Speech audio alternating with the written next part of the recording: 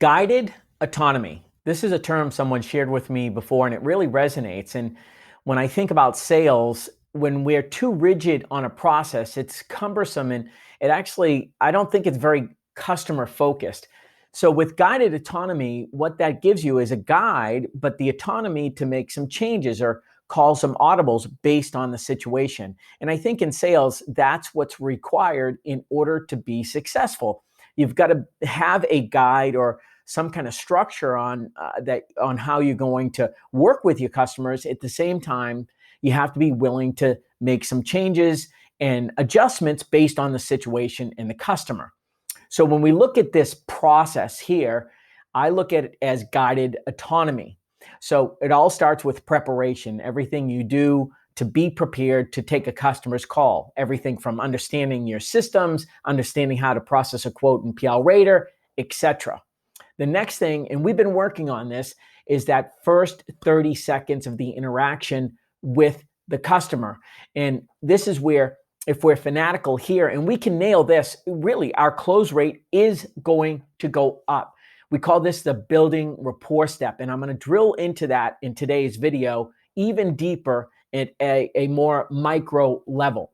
Once we've built rapport, we've now earned the right to do discovery, ask questions. And in some cases, this is where we're asking questions that might be where the client could be guarded, right?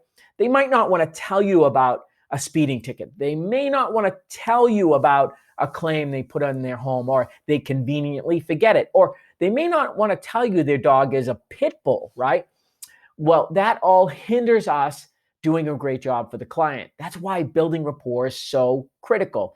And then, of course, once we've done thorough discovery, we're in a position to do or provide a great solution for them. And then next, closing should be a natural part of the process, almost where I'm sure you see they close themselves. They get their credit card out. They're ready to send payment. They're asking you about what they need to do to put their policy into play, and then follow up. And that's how we get additional business. So let's jump into building rapport and take it even deeper.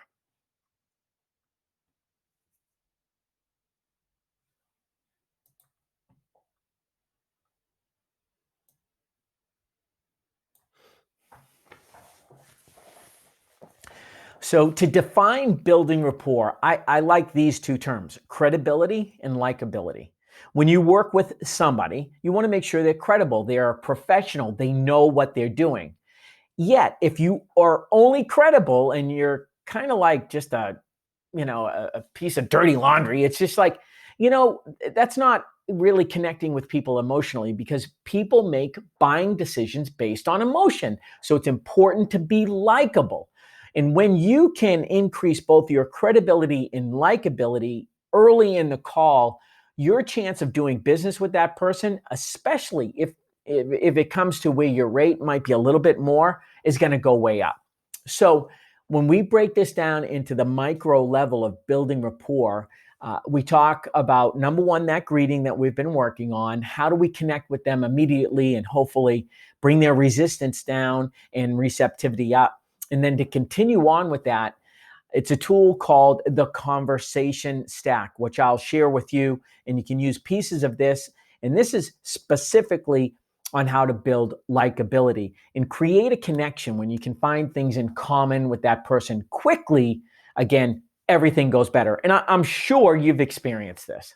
The next thing is to build our credibility by demonstrating we have a plan on how we can help them accomplish their goal. And that's by setting what we call an agenda statement. And in the phone call context, this is really just a quick sentence, but it really lets the customer know that this is all about them and we're going to do everything we can to help them out. After that, we want to quickly just build some credibility for ourselves and for our agency. And we'll talk about a couple of statements as well as draw on your experience on how you can do that. And then finally, once you've done this, and folks, this happens in a matter of 20, 30, 40 seconds.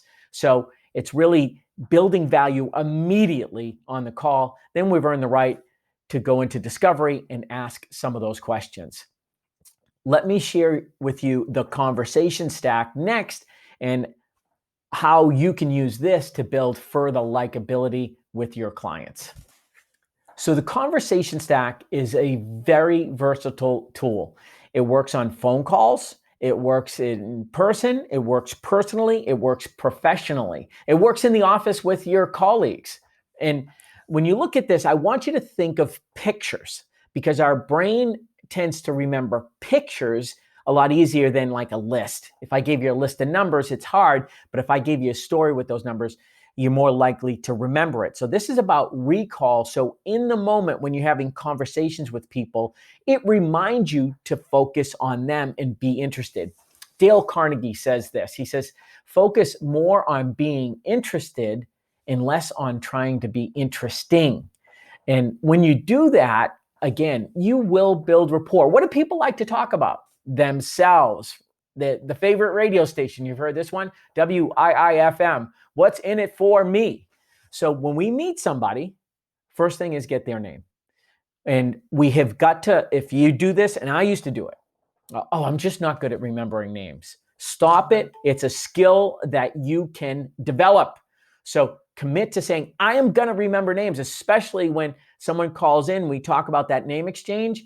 The first thing you might want to do, jot it down on a piece of paper so you can begin using their name. So that's number one. Let me just give you these pictures a little bit with my turtle arms here, right?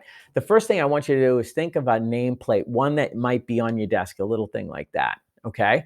And then on top of it is a house, okay? This is going to get even weirder, okay? So nameplate, house. And when you walk in the house, you're going to see a family portrait. Can you picture that, right? When you walk in?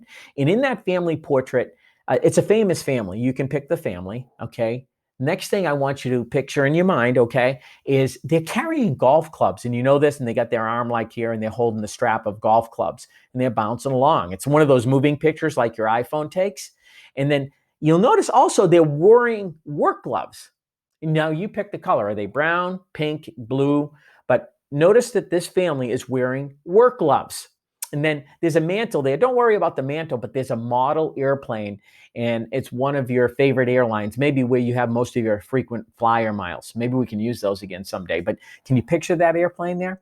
And then I want you to picture being on that airplane, you're sitting down, and the flight attendant is bringing you over a glass of passion juice. When's the last time you had passion juice, right? I don't think I ever had it, but I want you to picture whatever you think it is, passion juice, and you've got it here. Now, some of you, I'm not sure, what do you have in that? Do you have a little bit of fun mixture in there, right? And then just take a drink of that passion juice. And the last thing is, what a great flight. The flight attendants are handing out bouquets of flowers as you exit the airplane. Can you imagine that? What an airline that would be. And they are your favorite flowers. What do you like? Roses, daisies, petunias? I don't know, right? What do you like? Okay, so think of it. Name, house, family portrait, golf clubs, work gloves, airplane, passion juice, and bouquet of flowers. When you meet someone, these are topical topics that you can use to dig in and be interested. And it starts with you truly and genuinely wanting to learn more about a person. Now, let me tell you up front, I would not expect, I think it would be a failure if you tried to hit on every topic when you first start talking to someone on the phone. What this is meant to be to go to different topics when they give you a clue on something, then you can dig a little bit deeper. So we talked about number one, get their name. Number two, where are you from? House, okay? Where are you from? So they may be new to California. They may have moved from out of state or vice versa, or whomever you're dealing with. But it's a good topical question. So, hey, Bob, where are you from? And they might think, oh, what do you mean, right? They're going to answer based on what's on their mind, and then you can take it from there. So make it really nondescript. Hey, so where are you from? Real easy question, and it gets people engaged. They'll give you more clues, and we're creating kind of connections, and we're looking for areas where we have things in common, because it's proven through science that when we have something in common with somebody, we trust them more. So these are little ways we can find things in common. They mentioned something, so family portrait. So uh, tell me about your family. Oh, you mentioned you had children. How old are they? One thing I want to be careful of is, are you married? That can be a little awkward, right? Let them reveal that, what they're comfortable with, but at the same time, be interested. People generally are pretty passionate about their family in a good way.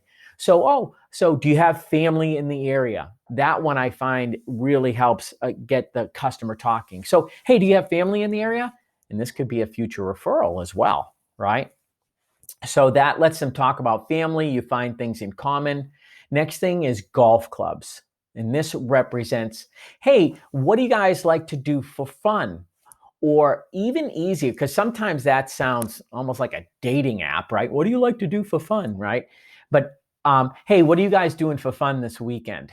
So it's real specific. And oh, I'm taking the kids to soccer, finally back to soccer. Or we've got to do back to school shopping. Or we're going to the beach, or whatever it is. What are you doing for fun this weekend? Again, things in common, it's all about them. So I'm going to skip through here, but I think you get it. But you can see this is such a versatile tool, the conversation stack. Work gloves. Hey, what do you do for work? What does your spouse do for work? And then what got you in that line of work? You're a juggler in a circus? Really? Well, I've never met a juggler, right? Let people tell you. And again, additional clues that can help you as you're writing their insurance with referrals, etc. Airplane. Hey, when's your next vacation? What do you like to do on vacation? Where do you like to travel to? Passion juice. This represents if they reveal something about them that is a passion. Maybe they revealed that they like to go on mission trips and with their church, and that's something. If they shared that, they probably have a story to tell, and it's a great way. And when they're talking, they're buying. Okay. So, oh, really? Where have you gone on mission trips? Or, oh, you really like golfing, right?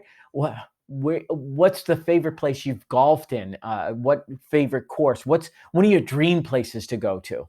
So when they reveal a passion, be interested and ask questions.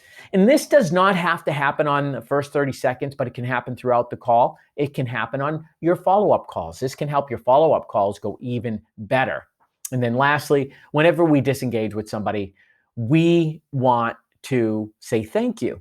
And we do this in the form of a bouquet of flowers, verbal flowers. Hey, it was really great to meet you. I enjoyed learning more about this, or understanding your situation about this, or I admire you about this. So this is called the conversation stack.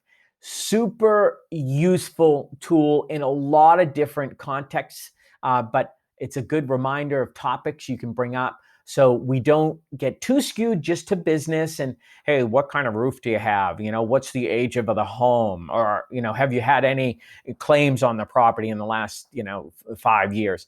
That stuff doesn't create connection. It's necessary, but it doesn't create connection. And when we do this, you will, number one, more than likely close them. But number two, it's going to lead to more referrals. So your business is going to go up. Pretty fun, huh?